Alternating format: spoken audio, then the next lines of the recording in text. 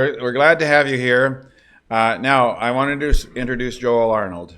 I actually met Joel Arnold just now, right back here, in person. I have corresponded with him for many years when he was in the Philippines teaching there. Uh, he he had a lot of different things, blog posts and things that I used on Proclaim and Defend. Always desperate to find people to write for me, and his stuff is always good. But he's somehow gotten busier, and he doesn't write as much anymore. But anyway, we're glad to have him here. I want him to talk about Christian education and the vision that they have, and I think you'll enjoy what he has to say. So, Joel, come ahead. Thank you. It made me laugh when you said that because it's like, well, that's true. I haven't met you, but I feel like I know you. So it's just kind of odd. It was a moment of, you're right. I haven't met you. We already know each other. How does that work? I'm grateful for the opportunity to be here. So here, I'll put my family up. Just a picture of our family. So there's the rest of us. So my wife is Sarah, and then I've got 4 kiddos. The oldest one, Jeremy, thinks that he's as tall as me, and we all know it's not, so we're trying to resist those realities. But I'm grateful for where God's placed us to serve. And where we are specifically serving is at Foundation Baptist College. So that's in Edmonton, Alberta. And so the college has been there for, really, we're going on 15 years.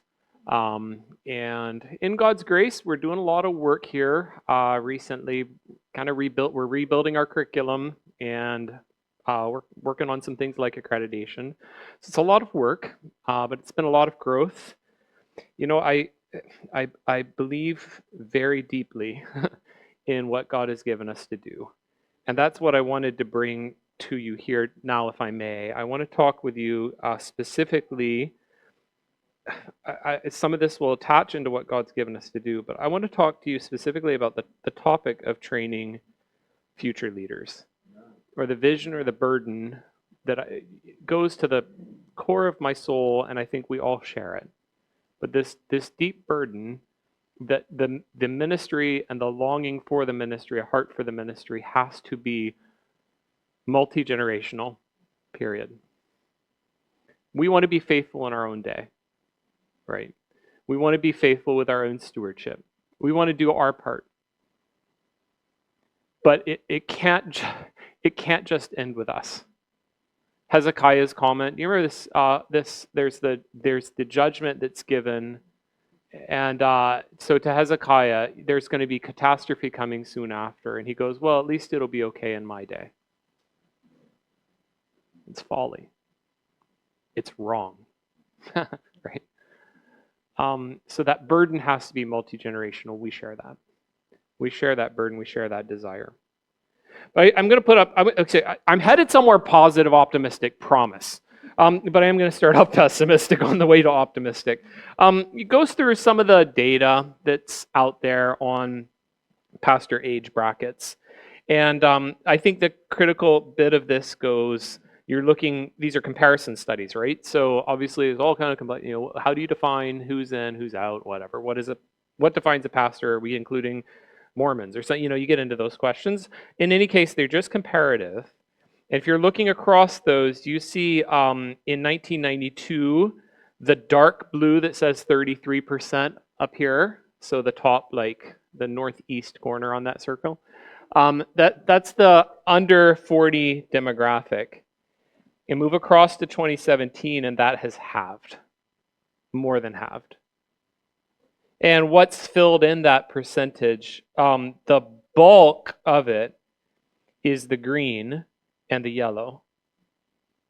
The bulk of the, that's that whole pesky thing. Life happens to people. And so the bulk of the percentage has shifted to where now it's moved across. Actually, the 41 to 55 has shrunk a bit. That's interesting. The under 40 has halved, and even the 41 to 55 has shrunk significantly.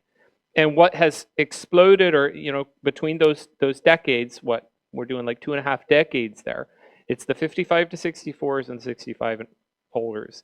And my father-in-law is a 40-year pastor, And so he just retired, and he's one of these people that, he can't retire. He's going to turn around and go do ministry, but he's just doing it unpaid now. That's the difference. I'm in awe and praise God for men like him that give me a picture of what faithful ministry looks like, multi-decade ministry. It's beautiful. But brothers and sisters, I mean, a 65 and older pastor, we've got to see people that are coming up. Men like my father-in-law that and men that are represented in this room, that you have a burden and a desire to see someone step into that spot that you have faithfully shepherded for 2 decades, 3 decades, 4 decades. You very much want to see someone step into that spot. It's got to be part of what we do. How about this? This is just similar like comparison study, but pastor median age in 1992, median age was 44. I'm 42, so basically where I'm at in life right now was the median, and then to 2017, that's moved up a decade. If you read like Tom Rainer, he's the main one that's doing some work. I mean, one of the ones that's doing some work in this space. And median age of evangelical pastors today is at least 55. Depends on the study you look at. Some studies come away as high as 60. You gotta like kind of have that land a little bit. Like the median age of a pastor is 60.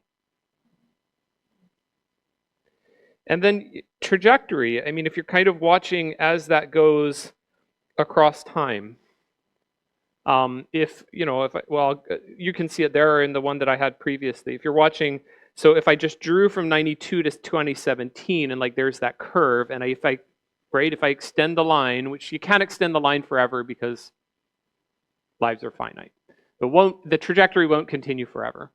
It'll level off, but yeah. So what to do?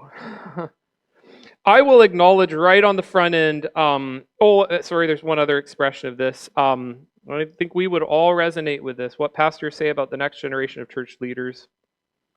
It's becoming harder to find mature young Christians who want to become pastors. And basically, we are all struggling with this. We're working hard to get here, and it's a challenge. I can recognize some caveats, I think, that go around this. So some of what's happening here is demographic. There is a demographic bubble. So this is the population pyramid. You normally expect it to be a little bit more this. There's a bubble, and what that represents is the boomers generation. There was a lot of people came into the world around the same time. And so as that bubble moves up, then so also it skews the demographics, right? It skews the statistics. And you recognize that there would be maybe more pastors disproportionately on that older side because there's just more humans, right? But I mean, I say that it's not big enough to account for it. That's US. Here's Canada. You've got a similar demographic bubble, and I mean stronger actually for us. And if you go across to age distribution of weekly church attenders, so you're moving across left to right. This is 1972. And I think this is also US. I think this is US. I just have to go off memory on that. But across here, I mean, you have a lot younger. And as you've moved across the years to 2021, what's happened is that the proportion of attenders has actually shifted up. So it's not just leaders. Because some of these map together, right? And, if attenders in general have shifted, you would expect that the leaders would move along with it. What can we do? Or what ought we to do? I really dislike, I react very negatively to Jeremy ads about the demise of the church. I react very, very negatively to hand-wringing, to say, we're all toast and it's all going to blow up. God's work, the church, has been moving on for 2,000 years now. And when Jesus said, I will build my church, it was not a joke. And so lots of hard times have come. God's work moves on. It is absolutely unstoppable, all caps. The gates of hell will not prevail against it. I react very negatively to despair about the future of the church. Putting the kind of the balancing side of it, we can also recognize, though, there is not a guarantee for a particular era or for a particular place. In other words, God's church moves on. In God's providence, we had 8 years in the Philippines, saw God do awesome things there. God's work is moving, and a lot of actually today, there disproportionately probably there's a lot of energy, also a lot of need for depth in the global south. So Latin America, Southeast Asia, parts of Africa. I mean, there's in parts of India. There's some great stuff happening in the global south, but it does tend to be a mile wide and an inch deep. Okay, so it needs more depth and it needs more theological stability. Yeah, I'm recognizing God's work goes on. That doesn't mean, as a guarantee, that God's work will flourish and prosper per se in North America during the remainder of my lifetime. And proof of that would be recognized places like the UK that were major sending stations and lots of grassroots Christianity happening. And then you hit a point where that kind of fell off. And you can look around and see churches turn to bars, right? I mean, I've taken the picture of that. The church is now a bar, the church is now a store, and that kind of thing.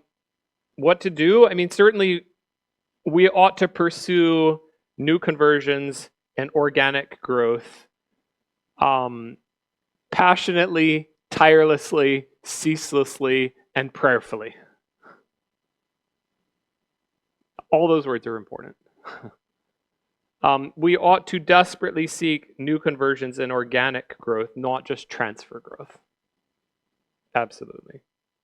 Pastor Jim is in our presence. I have regular ongoing conversations where I live with people that God used their ministry in Pastor Jim's ministry in their life. And they'll date it back to that time. How long have you been a Christian? Well, about 10 years. What do you know?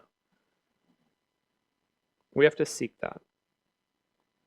But another piece of that is a particular burden for me, and equal to that burden, is that we must not fail to train leaders.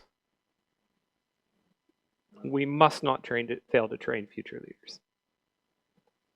And that failure, I'll place it on myself. The failure to adequately focus on that, push for that, drive for that, can be something across the long term. You don't see the results. I might not see the results of it right away, but I can get further out and I might see them. I might see some of those things accumulate. It's kind of like a long play, short play thing. You start investing in those people. What? Building a leader is going to take you 5-10 years if you're lucky. And I'll return to this notion later. I think this is part of the radical investment of it. That is a radical faith-based, servant-hearted, costly choice. The choice to build a leader on the 5-year, 10-year window or beyond. I might never personally benefit from the fruits of that investment. It's actually, I think, a really striking piece of it. In other words, today, April 15th, 2025, man, I got 1,000 fires I need to put out now. I don't have time to think about 2035 or 2040. And I got my thing, I'm trying to survive. And the notion of investing in a guy or guys that will never possibly exactly feed into my program. It's a costly choice. It's a kingdom-driven choice. It's a choice that says the cause is bigger, better, greater than me and my thing. And it's a hard choice to make because most days I'm just busy trying to think about my thing. Bluntly, I'm trying to hold it together. I got my projects, I got my responsibilities, I got people that, whatever. The pile of emails that haven't been answered. And so the costly choice to invest in ways that they don't ever come back to me. I intended to build that concept a little bit later on, but we're here, so we might as well. I think it's very related to something like, I'm going to just make a comparison. Let's make a comparison to missions giving. What church does not have budget constraints? What church is like, I've got money, I don't know, we'll throw it at something. We all have a million things that we need to use our money for, right? And there's something about, and it's a blessing. It is particularly part of the American fundamentalist Baptist heritage, that there is this incredible pattern of just generous giving towards missions. That's incredible. Okay, I think of two churches I'm thinking of right now. And I recently came across their budgets, and I just looked at it, and it's like 30% of this budget goes to missions. It's radical. Why? Because it's so much more natural to take the funds and feed it back into my thing, right? It's like there are always budget needs, we all things we need to do. So it's so tempting. You're like, got this money, feed it back in. And you have churches where like their entire outreach budget, another budget I came across, all their entire outreach missions, everything's like 2%, 3%. Why? Because you got all, you want to feed to your thing. And there's something radically generous that just says, here, 30% of our resources that we could use to build something here, we're just going to send it away. Because the Great Commission drives it. And none of that comes back. It's not like that brings in more people. It's not like gives us a nicer building or it attracts or whatever. It doesn't like build my project. It's just gone. Like the missions money is gone. It's out. It's all. I won't see it again. And it's out there because I'm committed to something bigger than me. God's work around the world doesn't feed back into my thing. That's incredible. I think training leaders is the generational way to do that, if that makes sense. In other words, if missions is geographic, hey, I'm doing ministry in Edmonton, and it's kind of like, well, let's keep all those resources in Edmonton. We got a lot of needs in Edmonton. It's the missions mindset is to say, we got needs in Edmonton. There's also Azerbaijan. Maybe think about, there's also Kazakhstan. And we got needs in Edmonton. There's like nothing in Kazakhstan. And could we take some of those resources to go geographic, and I'll never see those funds again. But it's worth it. Geographic transfer. Training a leader is doing, if that's geographic missions, training a leader is doing that in time. Where you invest in a person and, maybe you put 5 years, 10 years, and you just pour in. And then like if the guy's got some ministry drive to him, he goes and he plants a church somewhere and it's like not part of your network or your system or your thing. And I'll probably be dead for like half of his ministry. That's okay. I won't ever benefit. Jesus is worth it. Right? It's just that it's that choice to be radically generous in ways that never feed back to me. Pour in and never get the benefit. Awesome. I've mainly been kind of conceptual or general. What kind of passages would we gather if we're going to pull together passages or look for like a strand of data to make this point? Like what biblical data would I have to do this? I'll start Old Testament. There's a really interesting pattern that happens with Moses and Joshua. It's interesting. I can't get into the details. There's several things that Moses is precedent setting for. He's the first it's the first instance of written revelation. God has given revelation, but the first time that those words are written down, first it's God writing with his finger in tables of stone, and then they turn around the next time and God says to Moses, now you write this down. And so Moses writes it down, and those are the words of the living God. So Moses sets a precedent for inspiration. Moses sets a precedent as, depending on how you understand some of these things, but at least in some way, precedent as a prophet and leading the people. So you've got these kinds of things. One of the precedents that Moses sets is the intergenerational transfer concept. Because Moses pours in Joshua, Moses dies, Joshua takes his place. And if you read, pick up the end of Deuteronomy, beginning of Joshua, and you just get this whole pattern. As I have been with Moses, as the people have followed Moses, so now I will be with you. The people now follow Joshua as they had followed Moses. It's a big trend. Okay, so intergenerational transfer happens there. Elijah and Elisha, strong pattern like that. Critical in this, huge in this, Jesus and the disciples. So Mark 3 talks about Jesus appointed the 12, so that, this language is helpful, so that they might be with him and he might send them out to preach. Okay, so I have to hear that. That's active. Jesus appointed 12 for a purpose, that he might send them out, that he might train them and send them out to preach. Very specific in his expectations. It's striking that even though this is Jesus investing in these people, and who can say that we can possibly do it as well or better than Jesus? Not happening. And yet the disciples fail in astonishing ways. I picked Mark 3. Mark is kind of famous for being the one that's really hard on the apostles. And all the way through, they don't believe all the way through the entire ministry of Jesus. Jesus ascends. Just before he ascends, you get in Acts 1 this really kind of terrible question: is this the time when you're going to restore the kingdom? It's like, the way I end up processing this out. The leaders of the entire church have come together in an ecumenical council on a hillside. All of them, the whole thing. This is the actual original, first, probably only genuinely ecumenical council. All the apostles are on a hillside. If you're an external observer, you're looking at these 11 men standing there with their leader, and he's had 3 years investing in them, and you're like, the future of the church rests upon these shoulders. And so you guys are ready, I assume, to go out and preach the gospel boldly. You ready? Is now the time when you restore the kingdom of Israel? Because we wanted to be in on that. Okay.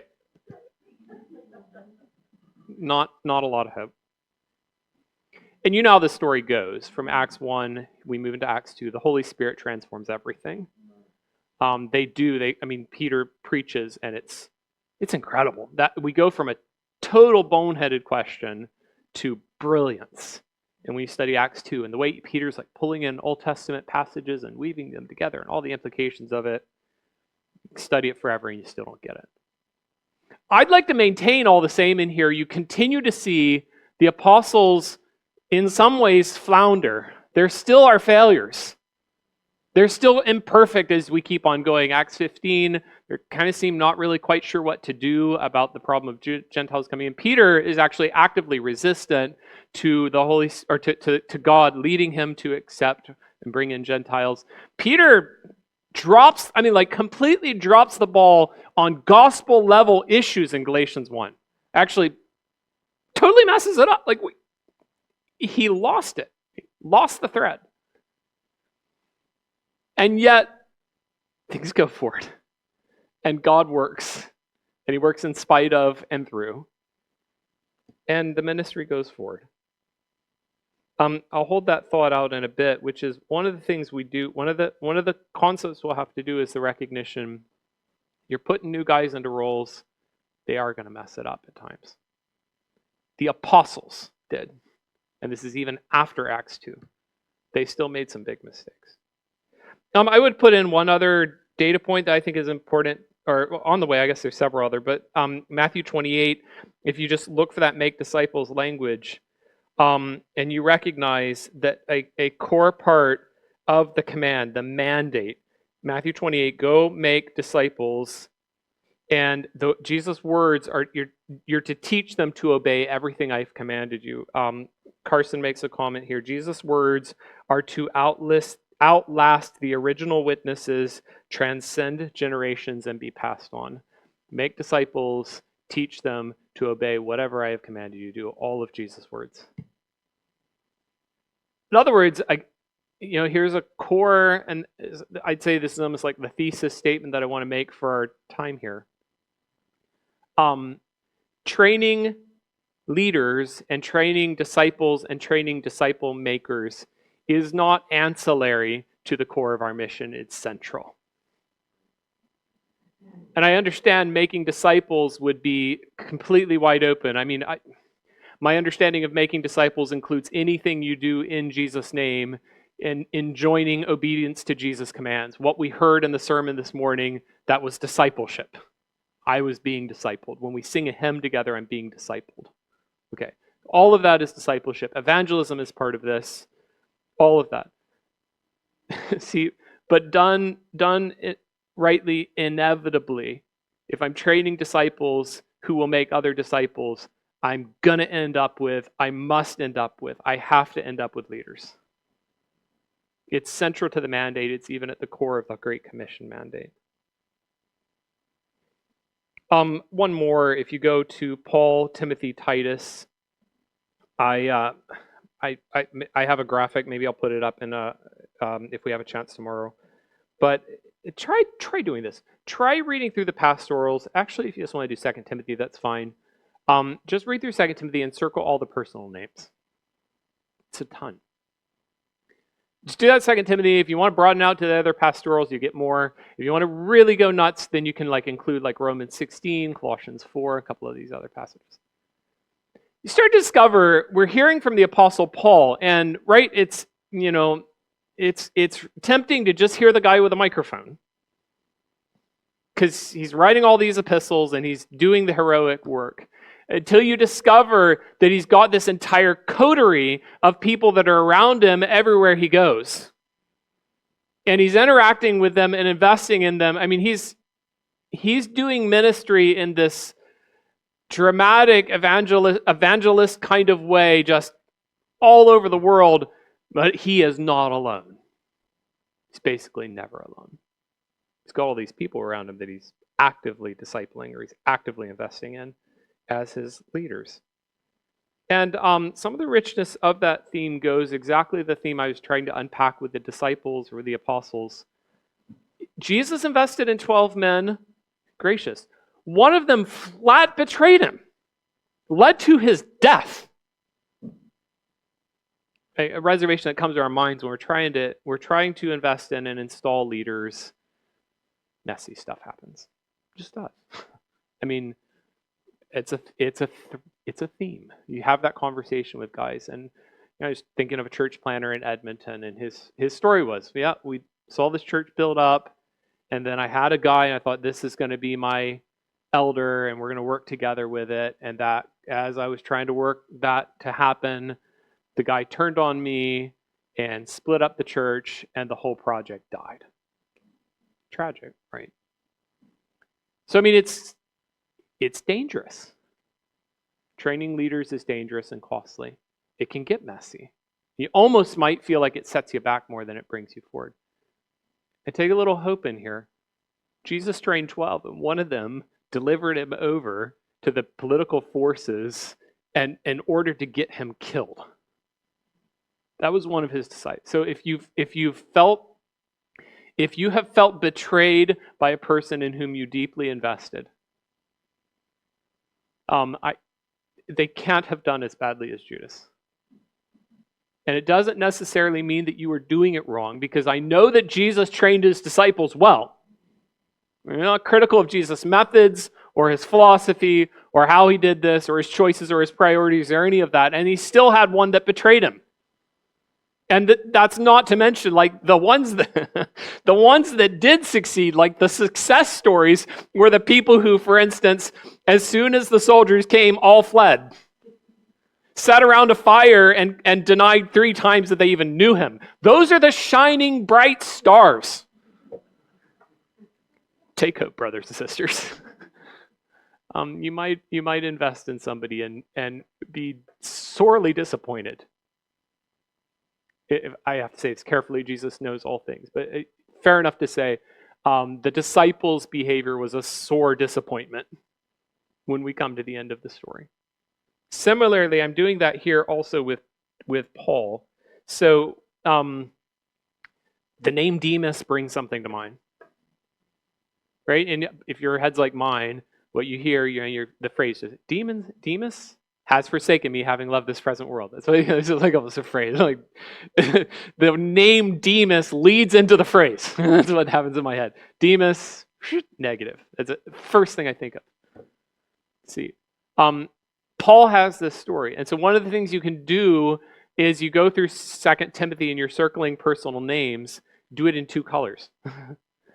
Because you've got one color that are the people, the coterie that followed Paul around, that actually stuck with him and continued his ministry, the Timothys and the Tituses. And then you've got the other group that betray him and turn away. Circle in 2 colors. See, it's that expect that to train leaders, like, if you're batting 50-50, you're probably really killing it. No, anyway, that's maybe cynical.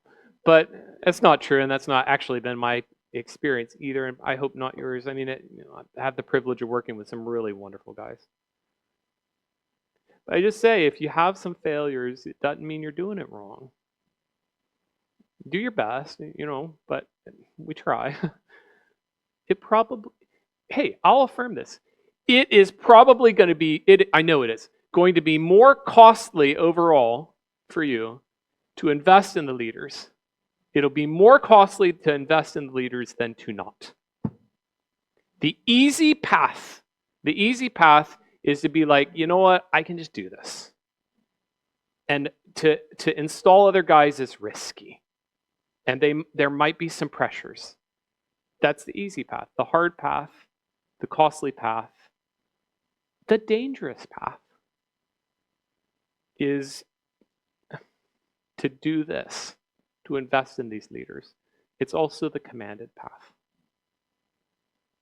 And that does take me, you can expect, this passage has to come up in this discussion, but 2 Timothy 2, what you have heard from me in the presence of many witnesses, entrust to faithful men who will be able to teach others also. You've heard the analysis of this or the breakdown. You guys can preach the sermon, right? It's a beautiful passage, and you've seen the breakdown of it. I love the 4 layers, right? I have taught you things, what you have heard from me. Paul taught some things. You heard them from me. So Paul to Timothy, and actually it's broader when I say Paul.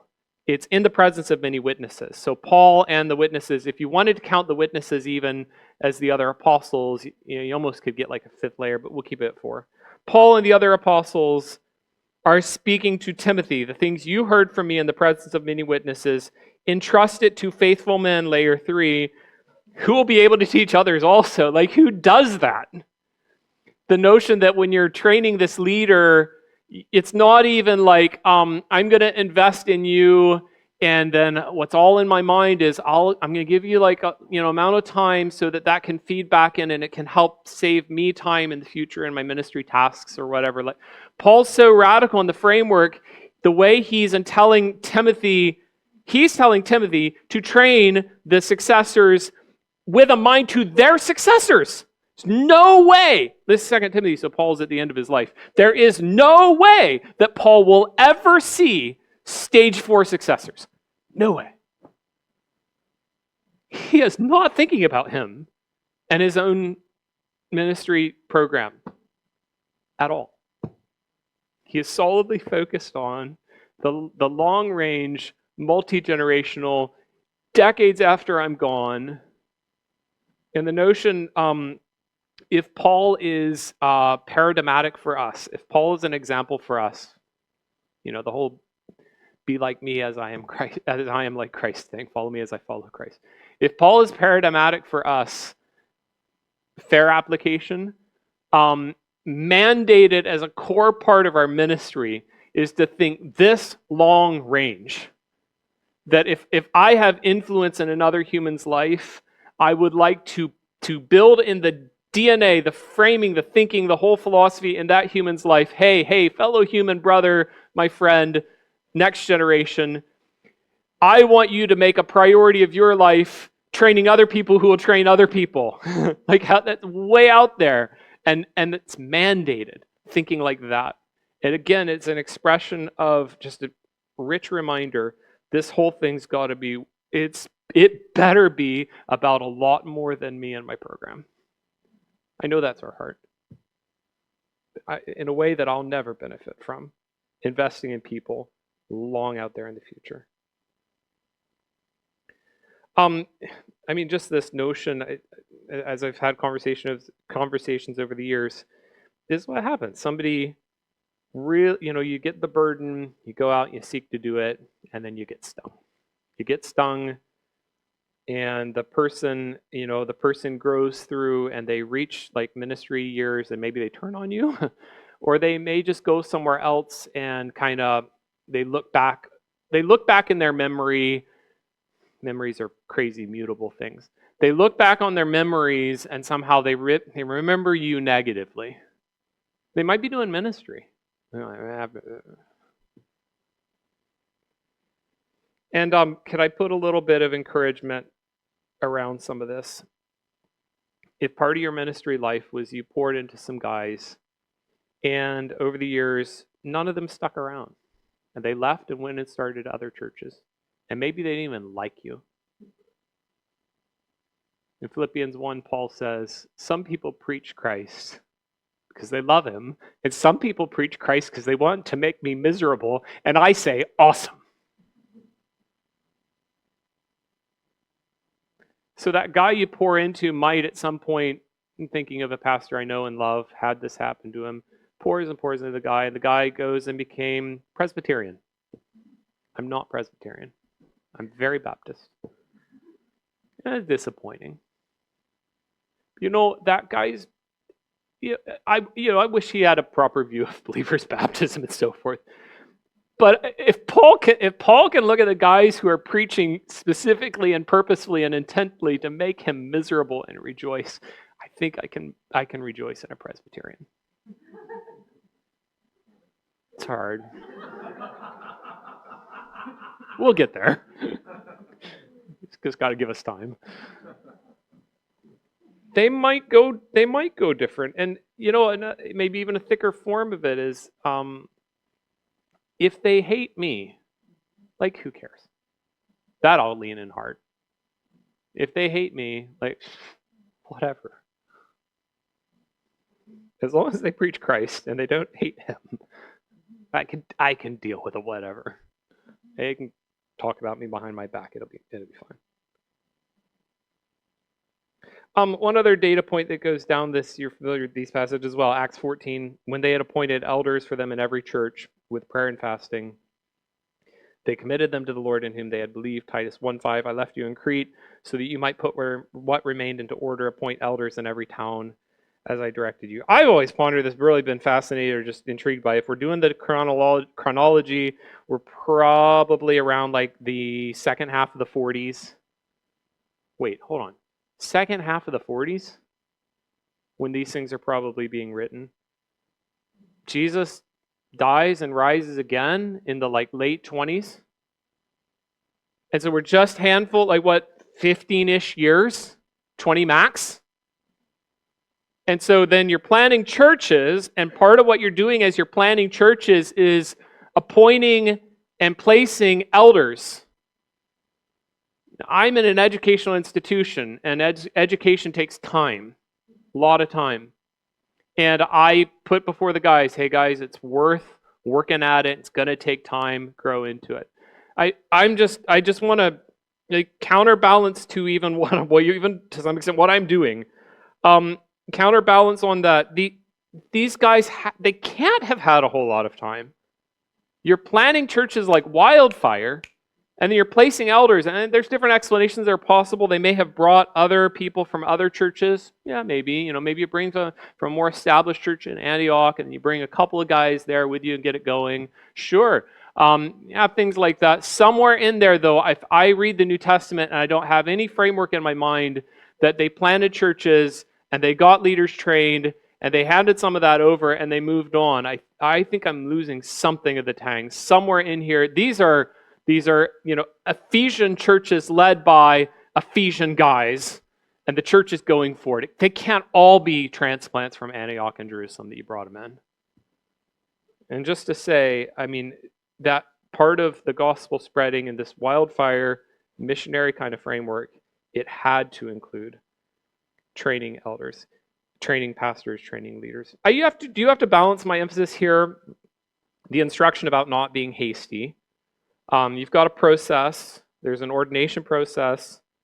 And that is one of the warnings. Do not ordain a neophyte. Do not ordain a novice. You need to take your time. Don't be hasty laying on hands and partaking in other men's sins. Basically, the idea, you laid your hands, kind of put your imprimatur on this guy. Then when this guy goes and creates chaos, you are being a good steward of influence. I don't drive in a sloppy way when I'm in a vehicle because I know lives are on the line. And I don't get sloppy with ordination because I know doctrine is on the line. That kind of idea. It's just an opinion, discard it, do what you want with it. I don't know that moving too fast is generally our problem in fundamentalism. You evaluate it. We've got, be steady, be careful, know that a guy is fully grounded. But we're probably going to need to move guys into those spots as they're growing into those spots. And it'll probably be a little risky sometimes. I'm going to close that thought off with one illustration, and then I want to propose, just because mostly what I've done is kind of philosophy. I haven't really given practical suggestions. Illustration. Mike Harding, pastor in Troy, Michigan. Over the years, I was a young, fresh out of college, just starting into my master's. I had no clue what I was doing. And he gave me an opportunity to come there as a summer intern. And I don't know that I did much good. Tried to do a few projects. Anyway, he just opened the doors for me. Like, hey, I'd like you to preach on he had me preach on a Sunday morning twice. It's a big church. He wanted to put me in front of put me in charge of organizing their entire, it's their main evangelistic outreach every year. Luckily, wisely, he attached me with one of the assistant pastors because I had no idea. That was beyond my capabilities to do at the time. But he was willing to put that there. And I learned about him a little bit as time went on from that, and just kind of I've just looked back, or make connections, draw lines. I realized, a huge number of the guys my age that are in ministry today came through that same internship at some point. Now, I also know several of the guys that are my friends or were my friends that bombed out. They came through that internship. Mike invested in them, and today I don't even know if they'd even affirm the gospel today. Gone, done, washed up. I think both of those realities exactly fit the biblical pattern. No surprises. Okay, but I'm happy to just say, as an affirmation, what he did was deeply commendable.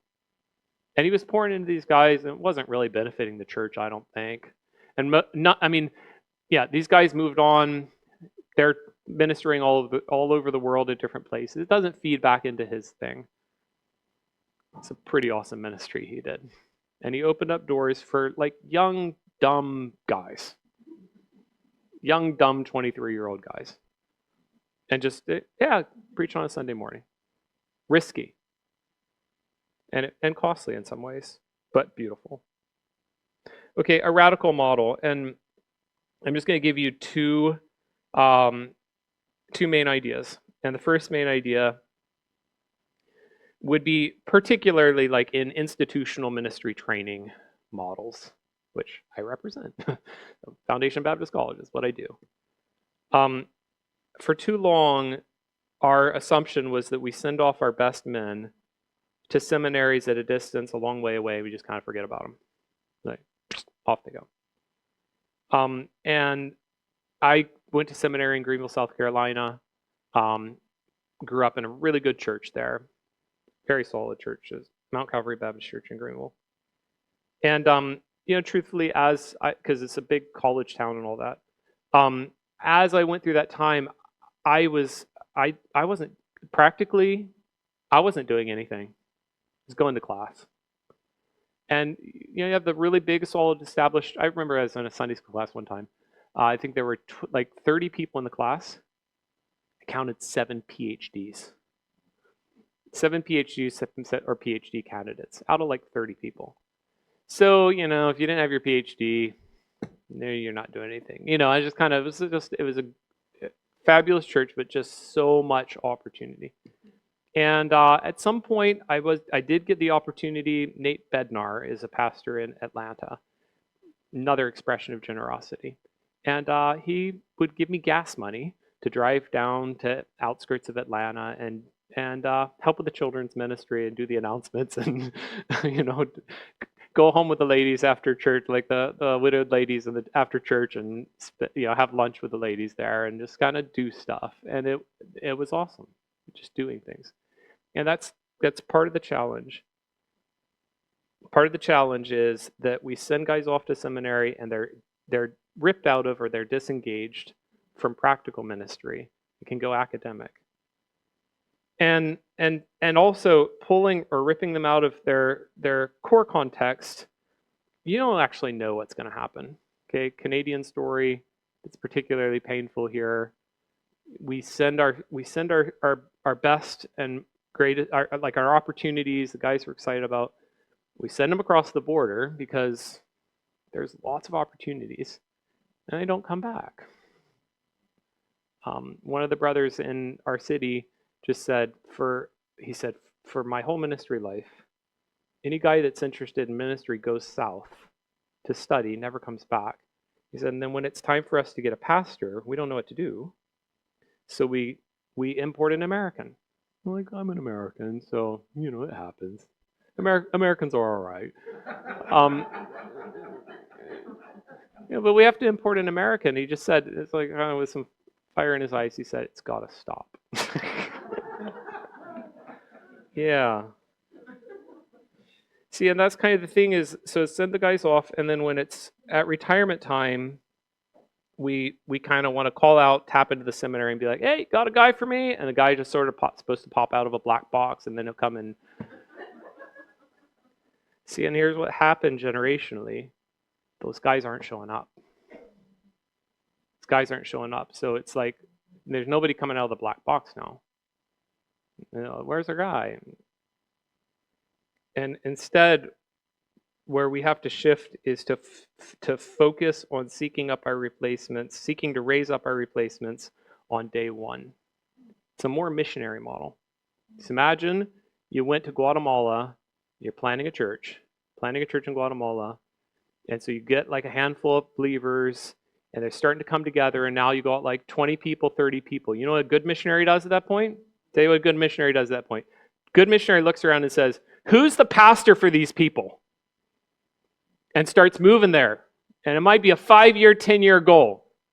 He's planning this church, and he says, I got to find my replacement because I'm ready to move on and go plant the next church. That's what a good missionary does, okay? So we feel more embattled in North America these days. Let's be missionaries. Let's be missionaries, start looking around and figure out who's the guy that's going to replace me. Let's set a goal, 5-year, 10-year window, and just assume that I've got to see a brother put into that spot to replace me. Okay, my personal vision with some of this is we're thinking about ministry training. I talked about the seminary model, which, like I said, I represent a seminary, so I'm not ragging on seminaries, or if I am, I guess I'm ragging on myself.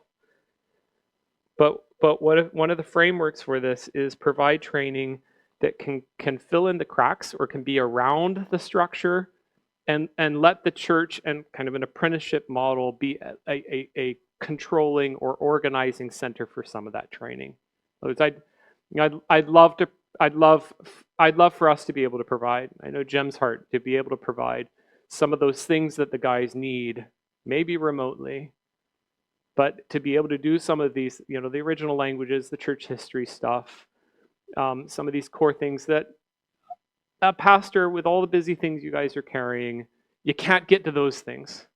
But man, if you could start pulling the guy in and directly forming and helping his ministry consciousness, and then we'll be seminaries will be really delighted to support you in any way we can.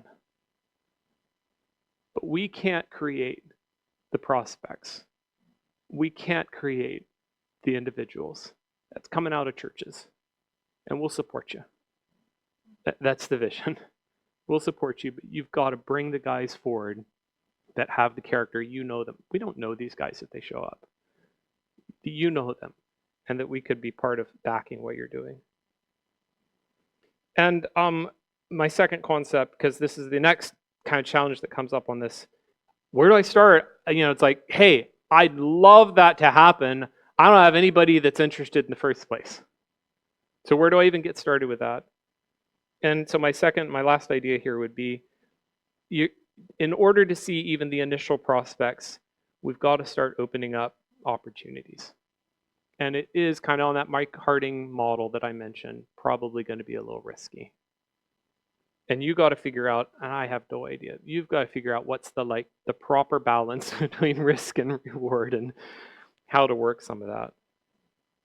Okay, but a thing I'm deeply conscious of is that if I'm hanging on to something, then the guys who have some ministry desire and ambition and would love to kind of slot into those roles, they're probably going to give up and move on. I say that if I'm thinking of my years in the Philippines, I was conscious of the fact as an American, just the way the Philippines works and culturally and all of that. If I kind of elbowed my way into some slots, I absolutely could get there. But the best choice was for me to kind of step back a little and let the other guy come forward and wait and let the guy grow into it. Costly, yeah. Talked to a pastor in Edmonton last week. And he talked about, this is funny to me, it was really funny to me. On a Wednesday night, they've got this rotating thing, works really well. Room full of men. It's not, it's a sizable church, but there's a Wednesday night and you got a room full of men and there's not an extra seat. I think I looked last week, there's like one seat extra. Room full of men. One of the things that's built momentum on that is they started pulling in these guys to do the devotional as part of that time. And I know these guys. Some of the guys they're pulling in are not superstars. Some of them have some challenges. They started pulling them in. They work together with them, kind of help them work, prepare, and talk them through, and check out what they're going to share. Okay, the guy gets up and shares, and it's building momentum. This pastor commented to me, he's like, when I'm on the rotation, I know I could do like a really shiny, fancy job. He's like, I actually kind of try to trim it back a little bit. I want to do a good job, but I don't want to do like a real great job. So I don't want to cut the knees out from all the other guys that are coming in. It's like, that's intense. There's a servant-heartedness in that. It says, I may be able to kind of elbow out, but let's pull some of these guys in. Open up the opportunities. And my prayer anyway, is that when men that have the interest and the desire see those open doors for ministry, other people get attracted into that as well. Okay, people have a funny way of growing into your expectations for them. If I don't expect them to do well, they probably won't. If I expect, hey, you got some challenges, I think you could do awesome. Let me help you get there. Here's this funny thing. People tend to live up to your expectations for them. And with a vision then of prayerfully seeking to see these men set into these roles to grow into and to flourish as leaders.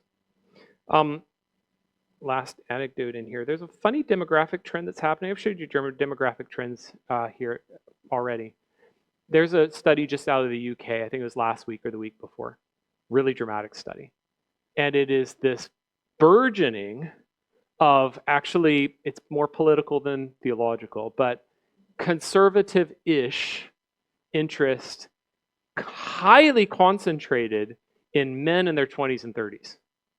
And who was looking for this? It's real. Now, there's troubles and there's weird things about it. Some of like all the odd Christian nationalism stuff in that space, it's all mixed into that. But these guys are reacting to stuff that's a little messed up culturally, and they're looking for something.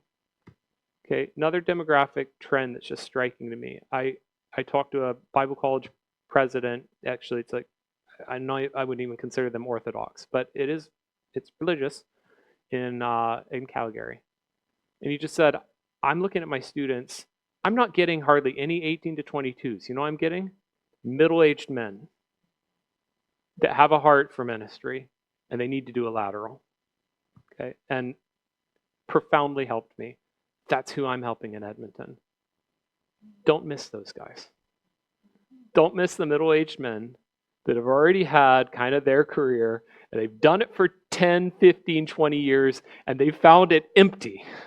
They made their money, and they got their career going, and it was empty, and they're looking for something. And there's an opportunity with those guys to help them pivot across to see that there's richness in investing in people for the glory of God and for the sake of the gospel. I've thrown a lot of things out here. I trust things that are not helpful, you'll jettison. And don't be mad at me. And I'd love to have conversations because I need to learn from you. And in God's grace to understand better how we could, by his grace, diligently, prayerfully, intentionally step forward to try to see a next generation prepared and sent out for ministry. Father, thank you this morning for my brothers and sisters and the opportunity we have to think about your word together. I pray that you would keep us humble, dependent, and also zealous and tireless, determined and ready, with hearts on fire and with hearts that burn for your glory, for the gospel, for the name of Jesus Christ. And yes, for the preparation, the implementation of future leaders. And we pray this all in Jesus' name. Amen.